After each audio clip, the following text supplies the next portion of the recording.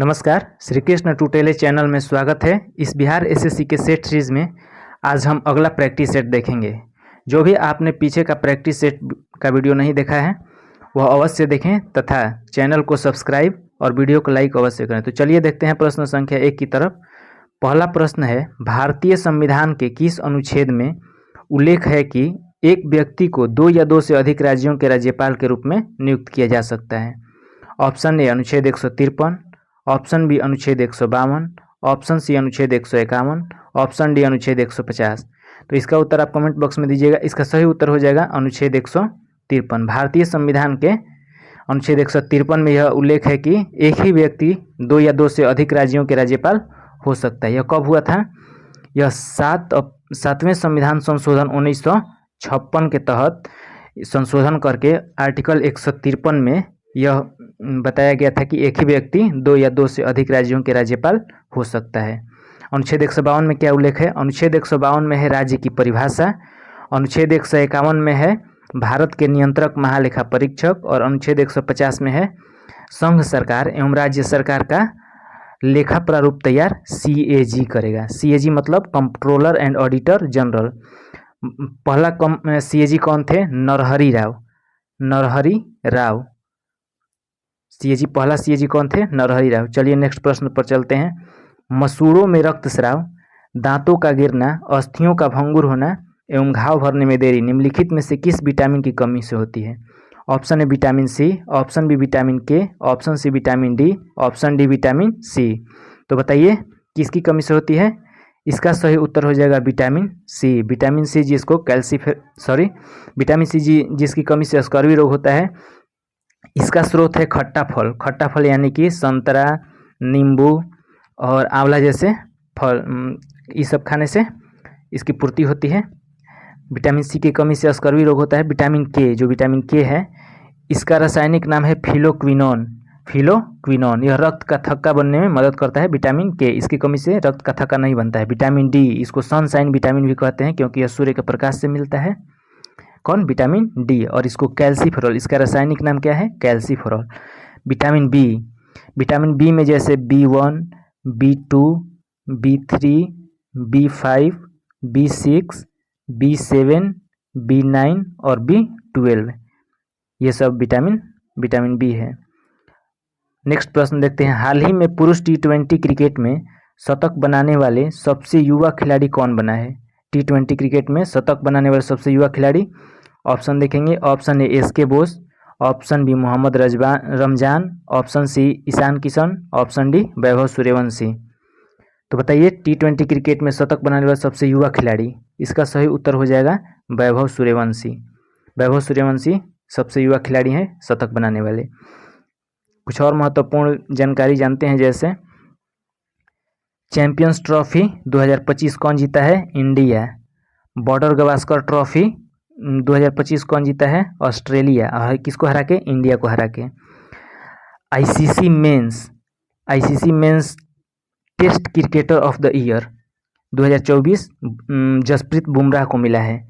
कब मिला है? जनवरी 2025 में। नेक्स्ट प्रश्न पर चलते हैं। एक फुटबॉल मैच कितनी 2 बराबर अवधि तक चलती है? Option A 40 minute, option B 50 minute, option C 20 minute, option D 45 minute. तो बताइए एक फुटबॉल मैच कितनी 2 बराबर अवधि तक चलती है? इसका सही उत्तर हो जाएगा 45 मिनट, यानी कि 45 मिनट तक। इसका पूरा अवधि कितना हो जाएगा? 90 मिनट। 90 मिनट तक पूरा फुटबॉल मैच चलता है। 45 मिनट का 2 पारी। और हॉकी का 35 मिनट का, यानी कि 70 चलता है। 70 मिनट का हॉकी चलता है। हॉकी में कितने प्लेयर होते हैं? हॉकी में 11, फुटबॉल में 11 और क्रिकेट में भी 11।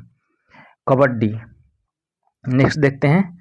कबड्डी कितने मिनट तक चलता है? 20 मिनट तक, यानी कि 10 और 10 की 2 पारी 20 मिनट तक चलता है। इसमें कितने प्लेयर होते हैं? 7। बास्केटबॉल और खो खो में 9 प्लेयर होते हैं। नेक्स्ट प्रश्न है, भारतीय संविधान में समवर्ती सूची की अवधारणा किस देश से ली गई है? समवर्ती सूची की अवधारणा किस देश से ली गई है? ऑप्शन ए सोवियत संघ, option B Japan, option C Germany, option D Australia. तो बताइए भारतीय संविधान में समवर्ती सूची की अवधारणा किस देश से ली गई है? इसका सही उत्तर हो जाएगा ऑस्ट्रेलिया, ऑस्ट्रेलिया से समवर्ती सूची लिया गया है। रूस यानी कि सोवियत संघ से क्या लिया गया है? मौलिक कर्तव्य सोवियत संघ से लिया गया है। जापान से लिया गया है विधि द्वारा स्थापित प्रक्रिया। जर्मनी से लिया गया है जो आपातकाल के समय मौलिक अधिकार निलंबित हो जाता है, वह जर्मनी से लिया गया है। नेक्स्ट प्रश्न पर चलते हैं, प्रश्न संख्या 6। जवाहर ग्राम समृद्धि योजना, जवाहर ग्राम समृद्धि योजना किस वर्ष शुरू की गई थी? Option A 2016, option B 2001, option C 1999, option D 1998। इसका सही उत्तर हो जाएगा 1999। 1999 में जवाहर ग्राम समृद्धि योजना शुरू की गई थी। जवाहर ग्राम समृद्धि योजना किसके जगह पर किया गया था? जवाहर रोजगार योजना का ही पुनर्व्यवस्थित नाम है और सुव्यवस्थित नाम कौन है? जवाहर ग्राम समृद्धि योजना। चलिए नेक्स्ट प्रश्न पर चलते हैं। बिना अनुमति के संसद में कितने दिनों तक अनुपस्थित रहने के बाद कोई सांसद अयोग्य हो जाएगा? ऑप्शन ए 60 दिन, ऑप्शन बी 30 दिन, ऑप्शन सी 50 दिन, ऑप्शन डी 14 दिन। यानी कि क्वेश्चन क्या कह रहा है कि कोई भी सांसद कितने दिन तक संसद में नहीं जाएगा यानी कि अनुपस्थित रहेगा तो वह अयोग्य माना जाएगा। इसका सही उत्तर हो जाएगा 60 दिन यानी कि 2 महीना। 2 माह तक अगर वह कोई सांसद अगर 2 माह तक किसी संसद में अनुपस्थित रहेगा तो वह अयोग्य माना जाएगा। संसद यानी कि संसद का कितने अनुच्छेद में उल्लेख है? 79, राज्यसभा का 80, लोकसभा का 81, यानी कि स र ला, इसमें ल जोड़ देंगे। ट्रिक से याद करेंगे, संसद, राज्यसभा, लोकसभा। 79, 80, 81। संसद का याद रखेंगे 79, उसके बाद सरला याद रखेंगे और 80, 81। संसद में कौन कौन से मिलकर बनते हैं? जैसे लोकसभा, राज्यसभा और प्रेसिडेंट मिलके संसद बनता है।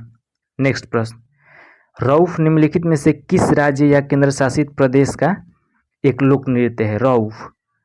ऑप्शन देखेंगे, option A Karnataka, option B Kerala, option C Lakshadweep, option D Jammu Kashmir.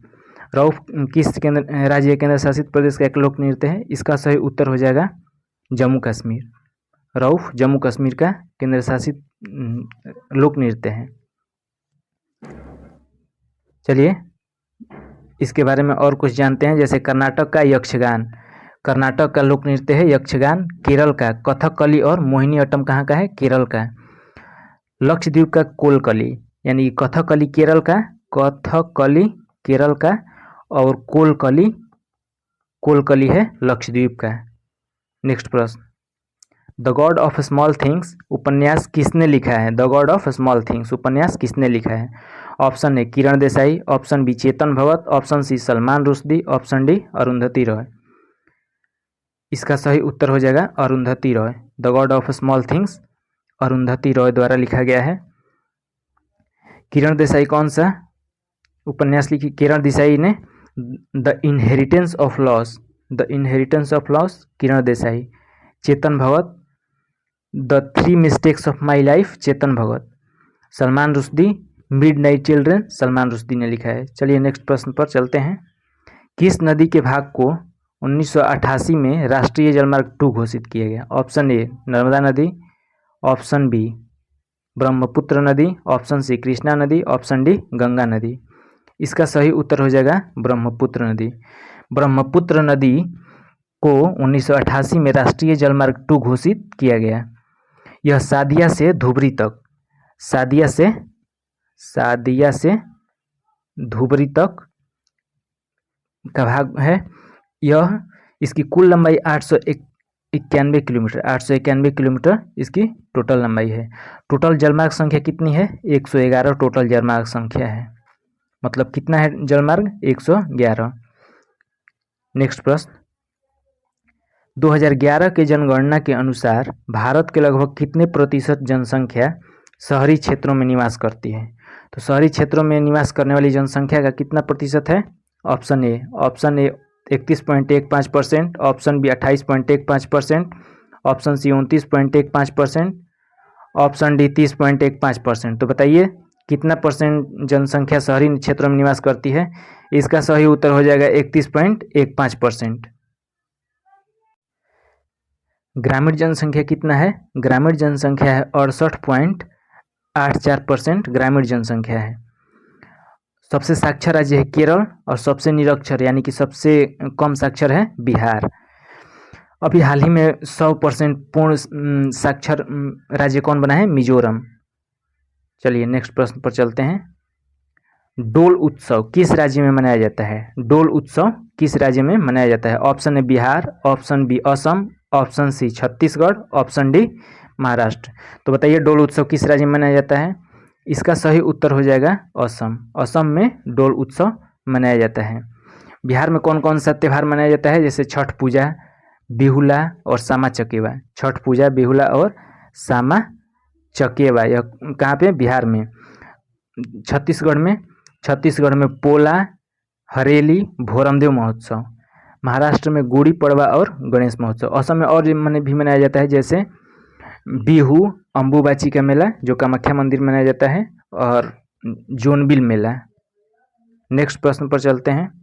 आवर्त सारणी की क्षैतिज पंक्ति को क्या कहा जाता है? आवर्त सारणी की क्षैतिज पंक्ति को क्या कहा जाता है? ऑप्शन ए आवर्त, ऑप्शन बी सारणी, ऑप्शन सी स्तंभ, ऑप्शन डी समूह। तो बताइए क्षैतिज पंक्ति को क्या कहा जाता है? इसका सही उत्तर हो जाएगा आवर्त। आवर्त सारणी की क्षैतिज पंक्ति को आवर्त कहते हैं। इसमें 7 क्षैतिज पंक्तियां होती हैं। कितना? 7। और ऊर्ध्वाधर पंक्ति को क्या कहा जाता है? ऊर्ध्वाधर पंक्ति को समूह कहा जाता है। इसमें कितनी होती है? 18 ग्रुप होते हैं। टोटल 4 ब्लॉक होते हैं।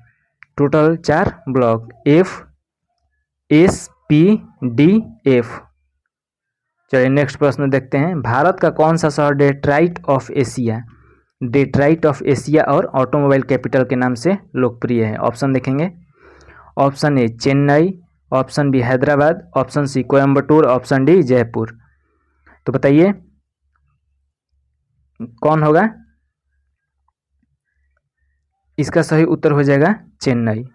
डेट्राइट ऑफ एशिया चेन्नई और ऑटोमोबाइल कैपिटल के नाम से भी चेन्नई को जाना जाता है। अमेरिका में स्थित है डेट्राइट शहर जो ऑटोमोबाइल उद्योग में विश्व में प्रसिद्ध है, इसीलिए कहा जाता है डेट्राइट ऑफ एशिया चेन्नई को भी। हैदराबाद को क्या कहा जाता है? मोतियों का शहर। हैदराबाद को मोतियों का शहर। कोयम्बटूर दक्षिण भारत का मैनचेस्टर कोयम्बटूर को कहा जाता है और जयपुर को गुलाबी शहर यानी कि पिंक सिटी कहा जाता है। यूरोप का अखाड़ा बेल्जियम को कहा जाता है। यूरोप का अखाड़ा बेल्जियम को। ठीक, अगला प्रश्न पर चलते हैं। रास तरंगणी के लेखक कौन है? रास तरंगणी के लेखक कौन है? Option A Kalidas, option B Kalhan, option C Bhaskaracharya, option D Harisena. तो बताइए रास तरंगिणी के लेखक कौन है? इसका सही उत्तर हो जाएगा कलहड़। रास तरंगिणी के लेखक कलहड़ है।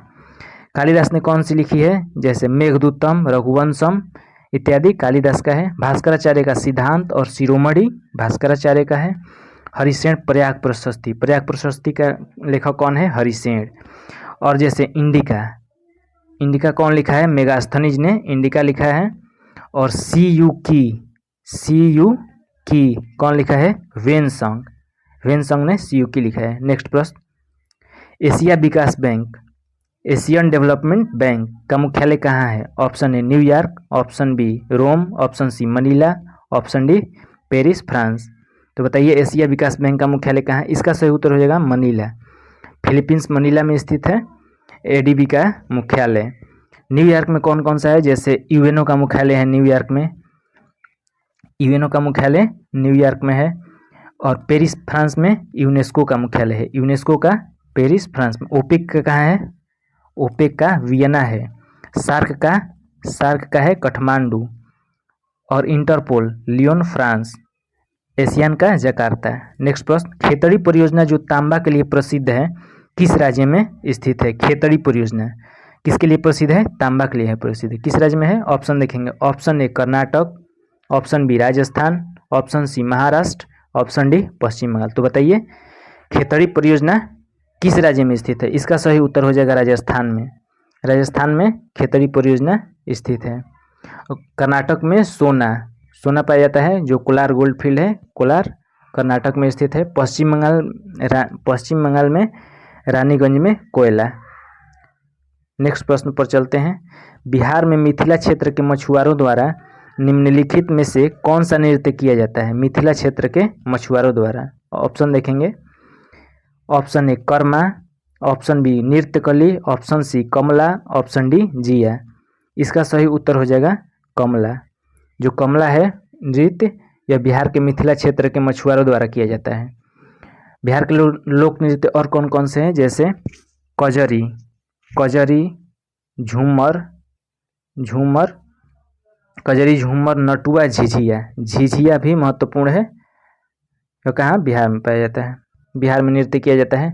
और पटना में, बिहार के पटना में डॉल्फिन अनुसंधान केंद्र, डॉल्फिन अनुसंधान केंद्र कहाँ पे है, पटना में।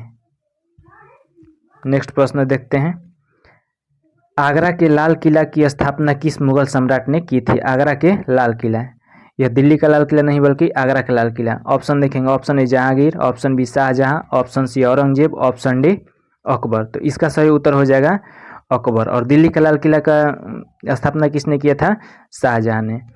तो इसका सही उत्तर हो जाएगा अकबर ने आगरा के लाल किला की स्थापना किया था। अकबर का शासनकाल कब से कब था, 1556 से 1605।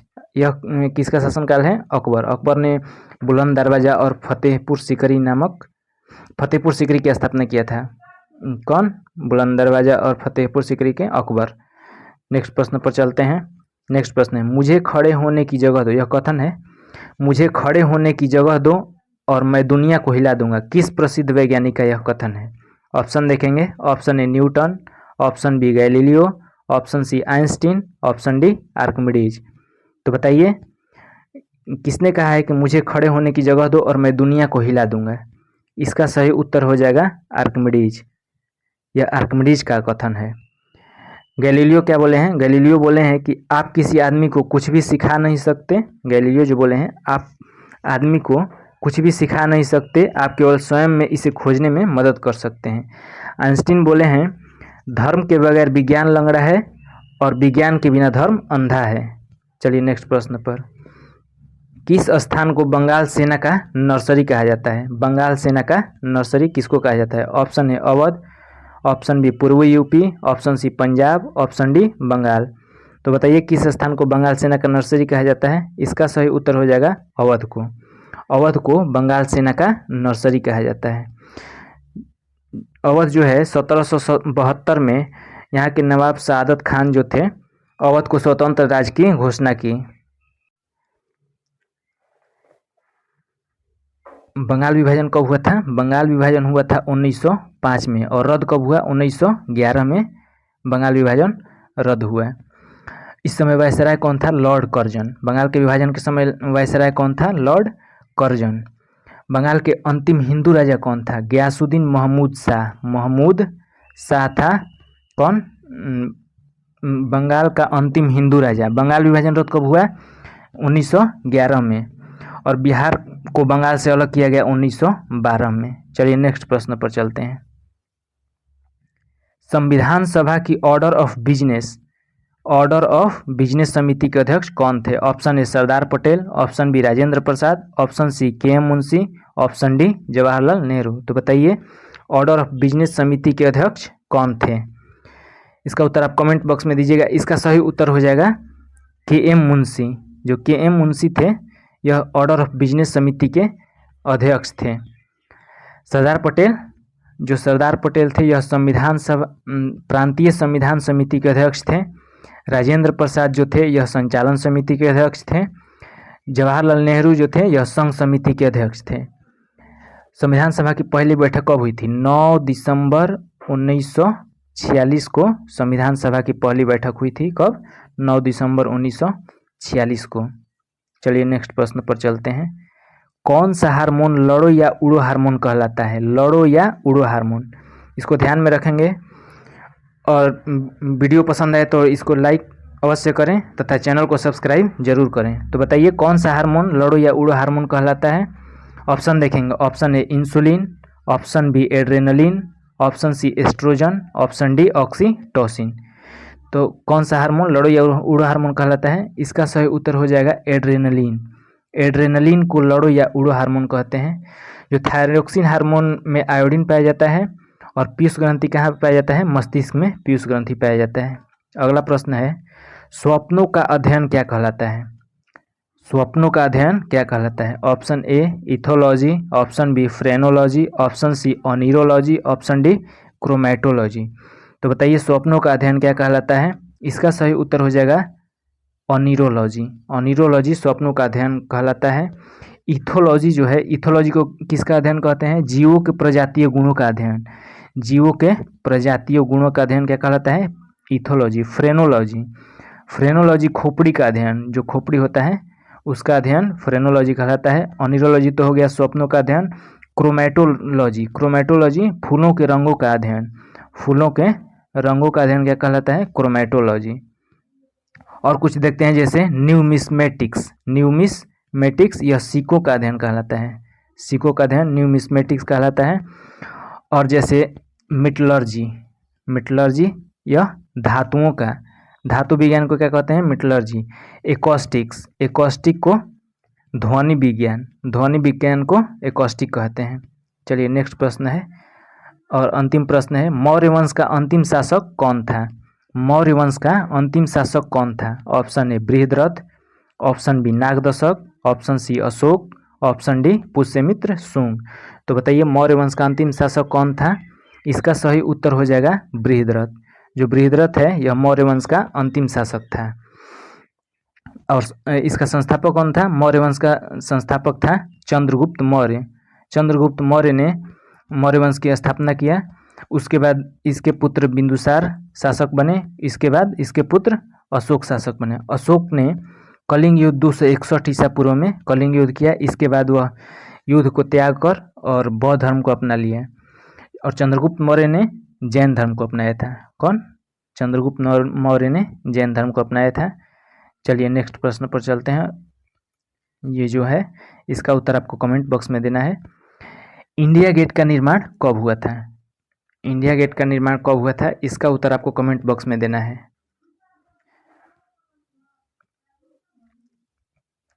आज का प्रैक्टिस सेट आपको कैसा लगा यह सुझाव कमेंट बॉक्स में अवश्य दें। और जो भी सुझाव देना है आप कमेंट बॉक्स में दीजिए, जिसमें से मेरा सकारात्मक सुधार हो सके और ऐसा ही कंटेंट और अच्छा कंटेंट लाया जा सके।